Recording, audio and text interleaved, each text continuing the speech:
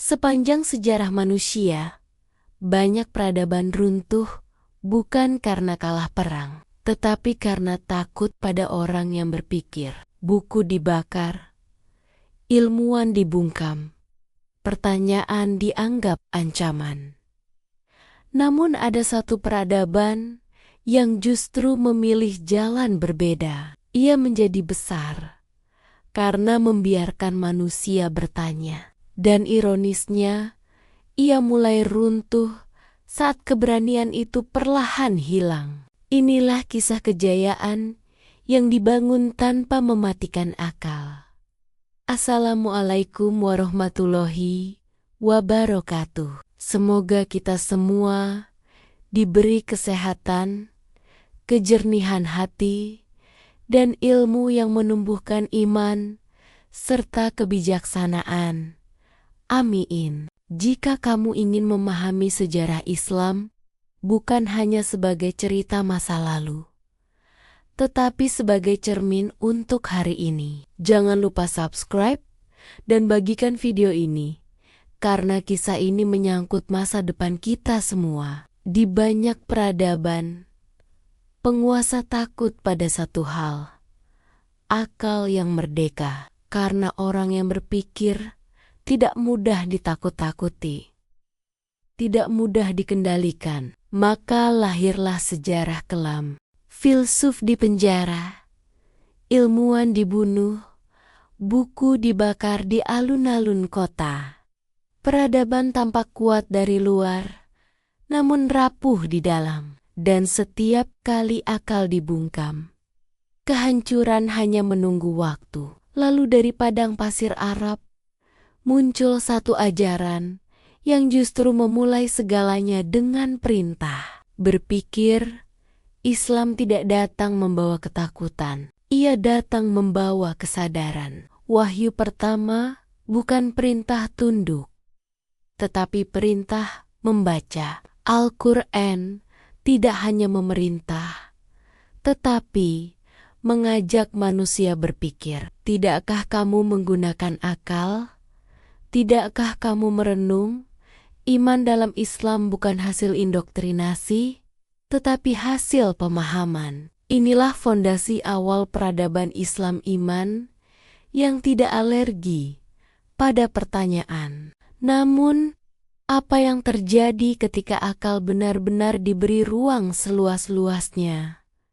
Masjid bukan hanya tempat sujud, ia adalah ruang diskusi. Di sana, ulama dan ilmuwan berdebat dengan adab.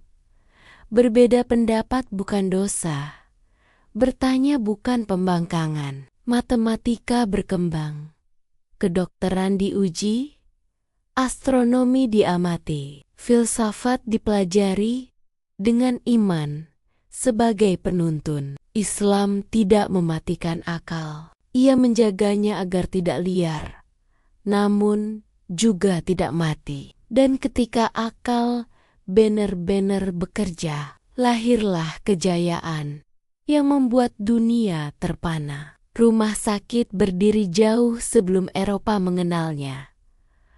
Observatorium dibangun untuk memahami langit. Perpustakaan menyimpan ratusan ribu buku. Kesalahan tidak dihukum, tetapi dikaji. Ilmu bukan alat kekuasaan, tetapi amanah peradaban. Inilah kekuatan sejati, bukan menaklukkan manusia, tetapi mencerahkan mereka. Tanpa disadari, dunia lain mulai memperhatikan dan mulai belajar. Melalui Andalusia dan Sisilia, ilmu Islam mengalir ke barat. Buku-buku ilmuwan Muslim diterjemahkan.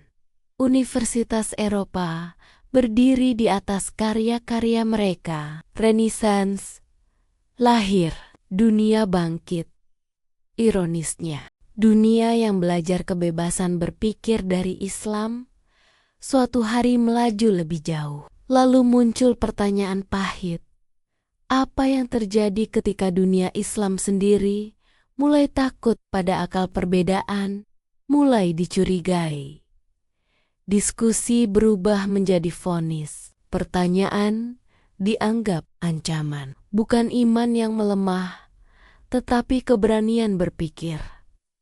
Dan ketika akal mati, kejayaan pun ikut redup. Bukan karena Islam kehilangan kebenaran, tetapi karena manusia takut mencarinya. Jika dulu akal mampu membangun kejayaan, mungkinkah ia masih bisa membangkitkannya kembali?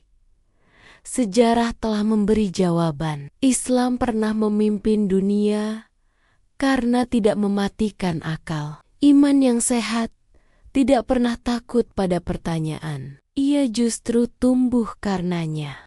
Dan mungkin kejayaan berikutnya dimulai bukan dari kekuasaan, tetapi dari keberanian berpikir kembali. Jika kisah ini menyentuh hatimu, bagikan agar lebih banyak yang sadar. Kejayaan sejati lahir saat iman dan akal berjalan bersama. Wassalamualaikum warahmatullahi wabarakatuh.